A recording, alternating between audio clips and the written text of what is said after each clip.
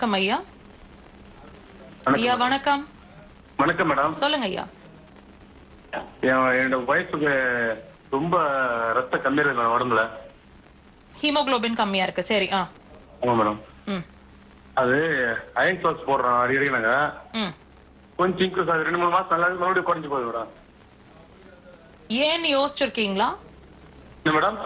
ஏன் நீங்க பிளட் ஏத்துறீங்க அல்லது அயன் டானிக்ஸ் கொடுத்துட்டு இருக்கீங்க, வெளியில இருந்து எல்லாமே பண்றீங்க, ஏன் நிக்க மாட்டேங்குது, ஏன் குறைஞ்சிட்டு வருது?